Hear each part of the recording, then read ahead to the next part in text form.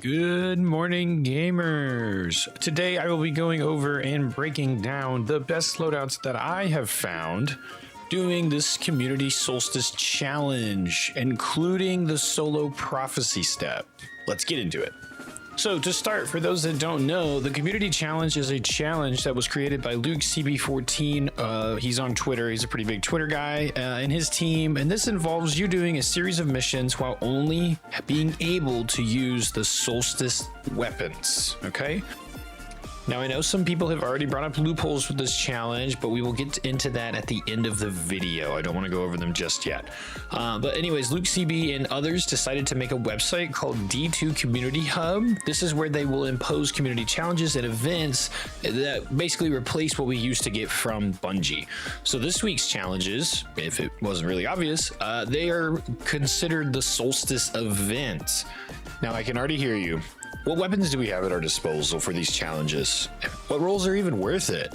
What are the missions I have to do? And most of all, what do I get for this? The game's kind of over, isn't it? I understand. But let's start with the missions. They have been specifically chosen from each of the categories in the fire team ops area, and well, not including the dungeon, but so in solo you need to do the conflux, fire team, the light blade, pinnacle presage, and then the big one is solo prophecy dungeon. And don't worry, the last one you don't have to flawless it, okay? Just have to beat it by yourself. That's all it requires. And even though it doesn't specify the difficulty you have to play it on, I wouldn't jip yourself and put it on the easiest. Just be like, oh look, I did it. I think I did all of mine on Grandmaster or above, just to keep it a challenge. It's a challenge run for a reason.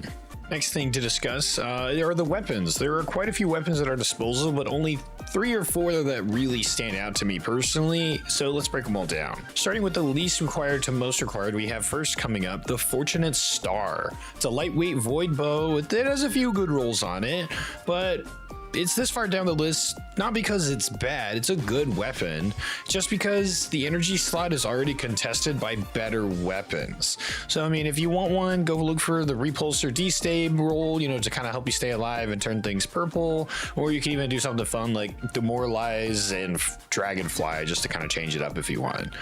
Then we got the Rapid Growth Rapid Fire Frame Arc Sniper Rifle. This one actually shocked me being this far down the list because I thought this was going to be my key to good DPS in this challenge. But my bad for having high expectations.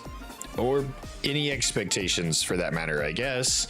It's a good gun, and the rolls that I was looking for / using were 4th times the charm and trickle charge in the 3rd column, and then either gear shift or aggregate charge in the 4th. I personally used the 4th times aggregates. Like I said, it was okay, just not great. Not enough to make me want to keep trying to use it. 3rd place, I know I'm going to make a lot of people mad with this one, but I'm giving it to Yeartide Apex, the lightweight solar SMG that has been in tons of Guardians' hands since it came out over a year ago now. Again though, this gun is really good. I almost put 2,000 kills on my brand new shiny god roll, and I didn't even get that until this event came out. It's a great gun, and if for some reason you don't know what this gun is, just look for the tried and true heal clip incandescent, but it also has some other fun perks such as Burning Ambition, and I think Chaos Reshapes even on there. That's the one perk I missed on my god roll, but you say, so if you got some fun scorch things you can kind of mess with, feel free. Oh, and Attrition Orbs even could work out well, but it's a great gun overall, but for this challenge, like I said, the middle slot is just kind of contested a little bit. Then 4th place goes to the something new 120 RPM stasis hand cannon. Honestly, the only reason this one's here and above Yeartide is because for the transition section after first boss, I kept finding myself needing a good primary in the kinetic slot, and out of what we got, this is the only option. So that's why it's here. If you're looking for a good roll, I was using, I believe, Wellspring Headstone on mine, and it worked out well. I personally would have rathered have one with probably Lucky Shot on it because I kept finding myself having to reload very, very, very often, and it was kind of getting old. But just literally for that transition part, this is what I recommend. Starting off the top 3, in third place is the Compass Rose Precision Solar Shotgun. This gun is also high on the list simply because it was the best option I found for destroying blights in the first traversal section after the boss. Roles I really was looking for was Grave Robber, Dual Loader, and Slide Shot in the first column, simply to keep me from having to reload that slow reload so much. I ended up getting one with Slide Shot and it worked okay. I think Dual Loader or Grave Robber would have been better. And then for some Titan shenanigans, I was really trying to get one with 1-2 punch. I sadly couldn't get one even after spending 500 legendary marks. Oh well. I think I ended up going with Incandescent just to kind of clear out hordes of Thrall whenever I needed to. But that's not this gun's main goal. I think if I had a 1-2 punch one, it probably would have been a little bit different. But its main goal here is to destroy the blights faster in the first traversal section. Now for the 2 big hitters, in my opinion, coming in at second place for the most must-have Solstice weapons for this challenge, it is the Dawn Far Off Aggressive Solar Heavy Machine Gun. Let me tell you, I love this thing for this challenge. I basically used it in almost every single encounter when I could. It was great. Personally, I used a roll of Subsistence Killing Tally, so I never had to reload, and I had an endless damage buff as long as I didn't get off of it, and I basically didn't have to get off of it, ever. It was awesome. Some other potential roles that you could be looking for is they have, I believe, Burning Ambition Incandescent, so you can do some more Scorched Solar shenanigans if you got a build for that. I personally don't. You can even do something maybe with Subsistence, and I believe it gets Redirection. I don't really know how good Redirection is on an LMG, but it's on there, so I mean you could always try it out. But the Subsistence Kill and Tally roll was great in my opinion. Highly recommend it. And with that, it brings us to the number 1 best gun out of the entire Solstice loot pool, the one that you need for every character and every run that you do in this challenge. Are you ready? It is none other than the Crowning Duologue. Wait, what? That's trash. It's still in the engrams? No, that can't be right. Yeah, no, if you get one of those, I think you should be able to qualify for a refund because that rocket is absolute garbage. I tried using so many different rolls, so many what seemed like good damage rolls or even add clear rolls. Trash. Do not recommend. If you get one of those, I am so sorry you wasted 2 legendary marks. Instant dismantle. GG, go next. But in all seriousness, the number 1 gun to get out of this and highly recommend for these challenge runs is none other than the Festival Flight Strand Area Denial Grenade Launcher. This thing's a beast. There's really only one roll you really need to be chasing on it, and that is the Slice Attrition Orbs roll. Insanely good. You get to debuff the boss just for using your class ability for a couple seconds. He doesn't do as much damage to you, and then you're just spawning attrition orbs because of the tick damage. Granted, it's not as good as it used to be, I know that, but it's still a good amount of attrition orbs to get your super back faster. In all seriousness though, I think you could run all of these challenges no problem with nothing more than a Festival Flight, a Yeartide Apex, and a good roll of the LMG. Like, genuinely, that's all you really need. I'm just picky because I hate the first traversal section with all those stupid blights. I think it just takes too long. That's why I recommend at least having a shotgun and a something new hand cannon just to get you through that portion, but they are 100% not needed. Next thing I'm going to go over is builds for each section on each class, starting with what I think was the one that I had the most trouble with was Titan. This could just be Titan's my least played PvE class, so it's ultimately my fault. I know there's a lot of good Titan mains out there that can easily solo flawless every dungeon back to back, without anything, with nothing but a hammer. I see you guys. Good job. I'm not one of those. But here's what I ended up doing for Titan. On the first boss, I truly just used the Worm God build. I think I had some armor set that gives me bonus ammo because I'm running double special with a Festival Flight and the Compass Rose just because of the second part, and that's literally all I needed. You just bonk your way to victory. Traversal section, use whatever you want. I have this really fun Khepri's Horn build that I use just for ad clear. It uses the Warlord's Ruin armor set just so I get healing as well. So I hit something with my hammer, put my barricade down, use Khepri's Horn spawns, and then a little healing orb spawns for me. Do I need that for traversal? No, but it's fun. And then in the third room, I played around with both T-Crash and Hallowfire Heart. T-Crash mostly just like for whenever I got to Mario Kart, I had a super already stocked up ready to go in case I messed up something and fell off. I could super my way back up to the top. That didn't happen, but it was there just in case. But I truly think you could do the last two encounters from cube to final boss with nothing more than a good Hallowfire Heart build. It's very good. The final boss, like I said, Hallowfire Heart's just the way to go. I didn't do spin to win. I did hammers personally, but it was an easy guaranteed 2-phase as long as you go in with your stacks up, and then you just pop it and he gets almost half health, and then basically just spam Festival Flight to get orbs and try to get your super back and see if you can get 2 at a time. I don't think I quite had a high enough super stat on my Titan to do that, but that's all I recommend honestly for Titan. Pretty easy.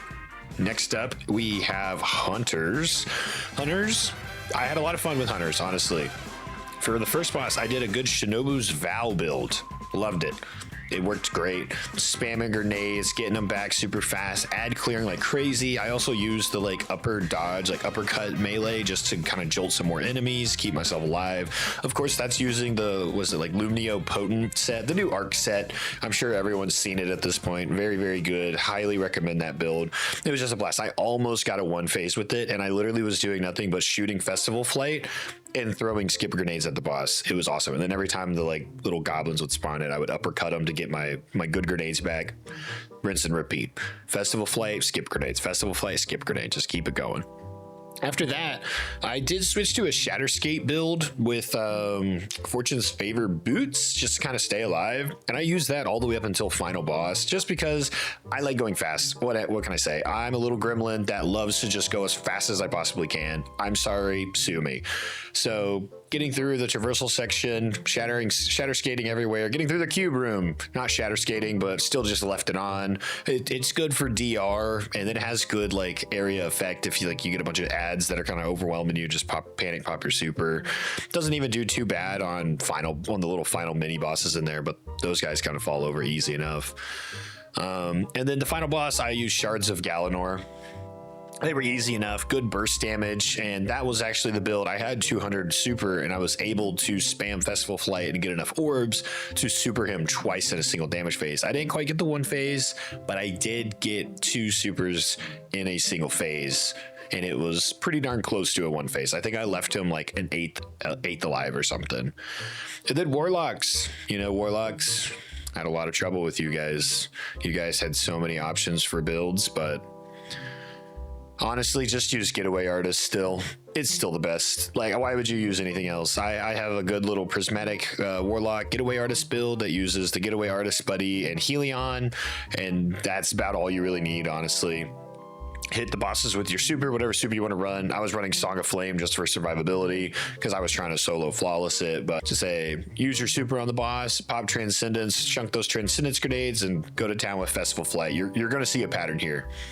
Festival Flight, and Festival Flight. That's basically it. Just start spamming Festival Flight at the bosses to get attrition orbs going, and then use your supers when you get it. I did end up solo flawlessing it at twitch.tv/Mr_Slide13, and in case you missed it there, I will also put it in the top corner right here for you to watch on YouTube. Other than that, though, it really just boils down to getting those few god rolls I told you to go after to get your whole weapon set up, and then getting some good super builds going, whatever you're comfortable with. I'll put my dim links down below for you guys to copy what I use and what I went over in this video, just to give you a good place to start. And the last thing on our checklist was, of course, what am I getting for doing all this? Why should I even do all this? And honestly, for the love of the game is the ultimate answer. Like, truly, like, why do we do anything? Because we want to. I think if you do these challenges, you qualify for like some special role in the the community hub Discord, I believe is what I remember reading. Obviously I'll link the article down below and the website down below, so go there and find out for sure. But I mean, it's just about building community and giving yourself something to do to give you a reason to come back and play the game that we all love. You know, that's really it. Anything else? Let me think.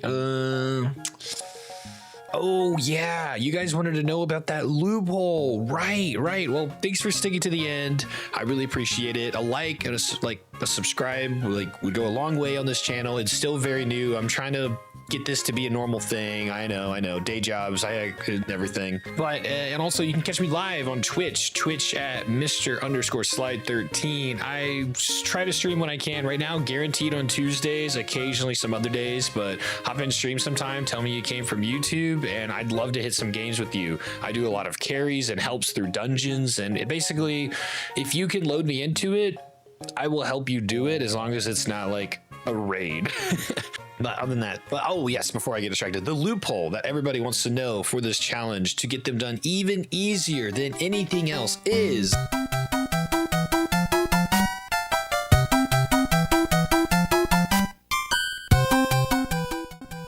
I'm just playing. Someone brought up on stream that couldn't you just use different weapons to do damage and then get the final blow with the Solstice weapons? Because all it says is that you have to get final blows with them. And I mean, like, yeah, you can, but don't do that. That's just kind of cheating and like just kind of cheap, honestly. Just challenge yourself. I believe in you. You got this.